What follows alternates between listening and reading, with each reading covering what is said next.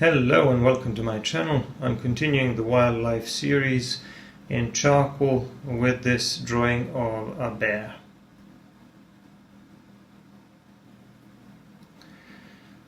This time I just had the reference photo for the bear, and I wasn't really sure what I was going to do with the background, but I wanted it to be something like a forest, but not too complicated. So we're going to see how that goes. The interesting thing about the reference is that there is a very nice contrast between the top part of the body and the lower part of the body, or the part of the body which is facing down. That's all in the shadow, and the top part is catching a lot of light from above. So that's going to make for a very nice contrast. Now, to further enhance that contrast between the light side of the body and the background, I will shade the background above the upper part of the body with a substantial amount of value, so that we would have that contrast, and so that the shape of the bear's body would be easier to understand immediately for the viewer. I'm going to shade the background with a piece of vine charcoal, which is what I normally do with these charcoal drawings, and I'm going to do the rest of the work with the charcoal pencils. I'm going to use Koh-i-Noor charcoal pencils. Now, for some parts of the blending process, it's better for me to rotate the drawing. For example, when I'm using these flat brushes, I can preserve the edge, a clean edge of my main subject, by pointing the tip of the brush towards the edge. That way I can blend to the edge and leave the area behind it white, so that I don't muddy it, so that I can still have that clean edge. So when I'm recording, I record top down and I try to minimize the amount of rotating, but sometimes in order to have clean edges I do have to rotate. It's just more convenient that way. So I'm blending the rest of the background using a piece of paper towel. And once that is done, once I have at least a little bit of value in the background, I can start working on the main subject. I already started putting in some darker details, the eye, the nose, and a little bit of shadow on one of the ears. I'm going to do the other eye. One of the things that you'll notice here is that I'm not going to be putting a lot of detail in this first part of the drawing process. I'm going to be mostly focusing on the shadow areas, these larger shadow areas. And you can see that as I'm blocking in these shadow areas, you can already start to discern the larger shapes, the shape of the head, the shape of the neck, now the legs, etc. And if you examine the reference photo, which will be in the description, you will see that there isn't that much detail in the reference either, because it's kind of low res, but it doesn't really matter. But what's good about it is the contrast. There is an interesting lighting and an interesting contrast between the top part and the lower part of the body.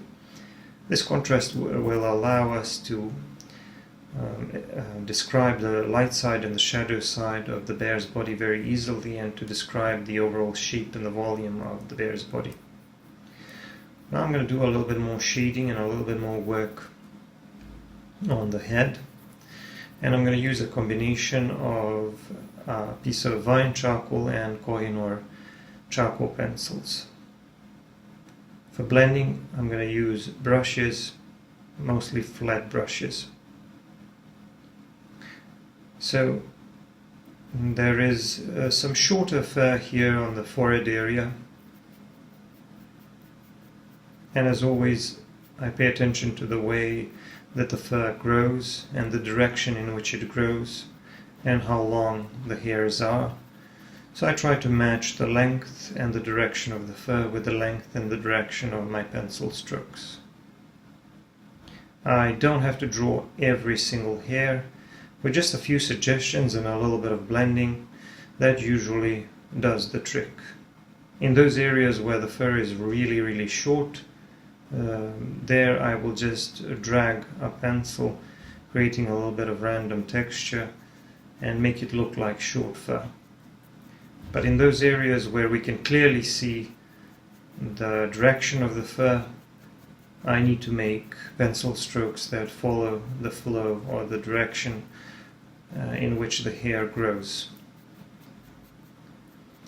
So I already established some of the shadow areas, like here around the lower part of the head and the cheek area. But the thing is that I can draw the texture of the fur and shade at the same time. The way I do that is by simply putting down more strokes, more pencil strokes in those areas which are supposed to be darker.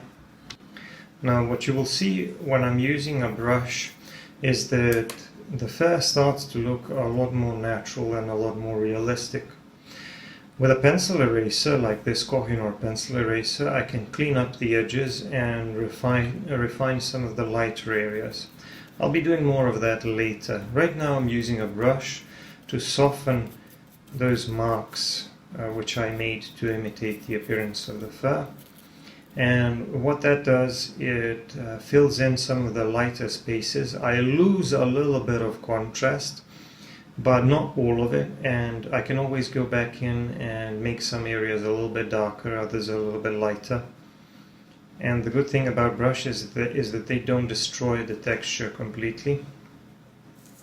So they just sort of soften it so that the fur looks more natural, because you can't draw every single hair, and that creates an illusion of volume and density. Now I'm back to using this pencil eraser, and with that I'm pulling some lighter marks. These lighter marks represent those clumps of fur or hair which are sitting on top of others. Basically they are closer to the light source, they are sticking out, and therefore they are catching more light from the light source, which is why they appear lighter. Others underneath them and in between them are darker. Those are the shadow areas. But it's always important for me to remember that I need to retain that contrast between the light side and the shadow side. So we can see here that the left side of the bear's head and the top side of the head and the neck area is simply catching more light from the light source, and it's a lot lighter. The lower part is much darker. Now I'm shading the rest of the body using a piece of vine charcoal, but let's just have a look at the neck area, because you can see that the neck area, even though it's in the shadow, is still a lot lighter than the leg under it, one of the front legs rather, and that's because that area, the chest area, or the upper part of the leg there, is completely in the shadow, so it's going to be much darker. And also the neck is catching a little bit of reflected light from below. That's why it appears so much lighter, and that's a good thing for me because it allows me to define the shape of the bear's neck and the head and make it stand out against the rest of the body. So it's always important to try to see those contrasts in value so that you could describe the shape of the main subject's body to the viewer. Here and there I'm doing a little bit of cleaning up and just drawing some more of the legs. I now have both the legs on the left, or the bear's right, and now I'm doing a little bit more work on the other front leg. This whole chest area will be largely in the shadow because it's facing away from the light source. So I'm just going to cover that with a charcoal pencil and blend it nicely with a brush. I'm going to try to make it dark, but not too dark. I want to connect this large shadow area, but I don't want to connect all of it so that the entire shape of the body becomes difficult to understand. So I still need to leave some small contrasts in value, some small transitions between areas of lighter and darker values, so that the viewer could understand where, for example, one leg ends and the other one begins. Anyway, I'm moving on to the hair on this upper part of the body, and again I'm pulling pencil strokes, trying to imitate the length of the fur that I see in that part of the body, because obviously the length of the fur varies in different parts of the body. Here around the neck and the upper back, chest area, it appears to be a little bit longer. Also in the belly area as well, but we probably won't be able to see much of that. Now, generally on the snout and the head area, it tends to be a little bit shorter, and on the body it tends to be a little bit longer. Now I'm going to do a lot of blending with a brush, and I'm going to use a hard bristle brush. One of the things I like about it is that even though it's kind of hard and feels kind of scratchy, is that once you actually start blending, as long as you've laid down your marks to imitate the texture and the appearance of the fur, once you start blending, everything will become a little bit darker, a lot softer, but the marks will still be visible even though they are softer and look more natural. So the fur will look more natural. You will automatically shade the body during that process because everything will become a little bit darker. That's something that you need to take into account while you're laying down the texture of the fur, because I always know in advance while I'm drawing the fur with my pencil strokes that once I start blending, everything is going to become darker, and I always keep that in mind so that I can establish those shadow areas effortlessly, because I already know how much charcoal or how many strokes I need to pull in a different area. In those areas which are supposed to be lighter, I barely touch them with a pencil. In those which are supposed to be darker, I simply make more pencil strokes, or I use a little bit more pressure to make that part a little bit darker. And once I start blending, because there is more material and more pencil strokes in those darker areas, they automatically become darker. So I'm blending and shading at the same time. Here on the back side, I'm establishing the contrast between the background and the back of the bear's body, because that part of the body is catching some light and I want it to be lighter than the background. And here I'm doing some refining on the fur by basically going back in and creating some slightly darker marks. These are supposed to represent deep areas of shadow between larger clumps of fur on that shoulder and top of the back area. And I will blend those in as well. I will soften those as well, so they will kind of be a little bit more integrated into the rest of the fur. When you're drawing fur, you don't want to make it look like a bunch of dots or a bunch of lines. Everything has to look natural, like it's a combination of clumps of fur which are sticking out and catching more light, and those which are in the shadow. So it's all about explaining the relationship of either the entire body or even the smaller parts of the body with the light source and how they interact with the light source. As long as you keep that in mind, as long as you try to do that, you will be able to produce a realistic looking drawing. And of course you need to stay consistent with the light source. So here I'm back to working with a pencil eraser. So like I said, this is a Koh-i-Noor pencil eraser. I've used it in all of the previous charcoal drawings in this series. It's a soft eraser in wood casing.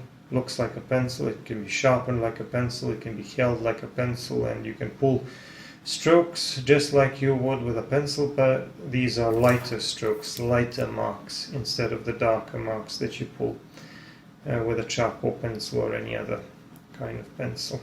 Just cleaning up some of the edges and refining the appearance of the fur a little bit, so that the main subject would look a little more polished and so that it would stand out against the background a bit better.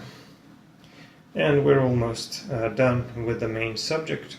And now I'm going to do a little bit more work on the background. I wanted the ground to be a little bit simpler, but still I wanted a little bit of texture there. So I dragged my pencil and the piece of vine charcoal to create a little bit of random texture, like some variation in the ground, dirt, tiny pebbles, maybe tree roots, grass, whatever. I'm just going to leave that to the interpretation of the viewer, but it's this texture that creates an illusion of detail. Once I have that in place, and it's all a shadow area, that's why it's darker, I'm going to pull some lighter marks here and there to maybe make some indications of some leaves or some lighter details in the ground, as well as to define the lower part of the bear's paws, like those claws and things like that. And maybe just a few blades of grass here and there. If I feel like there's too much detail, like maybe it's too much or it's too distracting, I can always go over that with a brush a few times and soften it a little bit. Now, because I wanted the scene to take place in a forest, I'm going to draw some trees, but all of the other drawings in this series were vignettes, so this is going to be a vignette as well. That means that I'm not going to draw all of the background. I'm just going to draw some parts of the background and fade the edges, just like I do in all of the other vignettes. So here I drew some tree roots or suggestions of tree roots, and I'm going to fade them towards the edges. I also drew the tree, like maybe the bear is walking through the woods and kind of trying to smell or find something. I'm just drawing a few more trees in the background. I'm going to simplify their shapes a little bit, draw a few branches, and then kind of fade them and blend them with a brush. I decided that maybe this tree in the front to the left needs to be a little bit darker with a little bit more texture. So I added a bit more texture. I added some indications of tree bark, and I blended that with a brush, and it got a little bit darker, but some of the details are still there. Now I'm going to draw some branches and some clusters of needles, because these are supposed to be evergreen trees. So I'm softening that with a brush because I don't want it to be too detailed. I always kind of fade it and blur it a little bit so that the main subject would be the focus of the drawing. There are some details here, as you can see, but I always go over them with a brush and soften them at least a little bit. I went over these shapes here at the bottom with a pencil eraser to make some indications of tree roots, so that these tree roots would stand out a little bit better. I also did a little bit more work on the left side of that tree trunk. I added some more foliage and some more branches there as well, but I'm kind of allowing that to fade towards the edge a little bit because it's supposed to be a vignette. And one of the main advantages of vignettes is that they allow you to decide how much of the background you want to include in your composition. But here I felt like the composition was a little bit unbalanced, so I started throwing in some more details on the right side as well. I added some more of these clusters of needles and branches on the right side, like maybe these are coming from some other tree, maybe a smaller, shorter tree on the right side or something, popping into the scene from the right. And I softened that with a brush as well. So I felt that this kind of completed the vignette and that it looked a little bit better. I did a little bit more blending, a little bit more refining, and a bit of erasing here on the left side, as well as at the bottom. The drawing is now done. I put my signature in the lower right side of the drawing, and I hope you like it. Don't forget to check out all of the other drawings in this series, and I'm going to see you in the next one. For longer videos, check out my Patreon. Bye bye.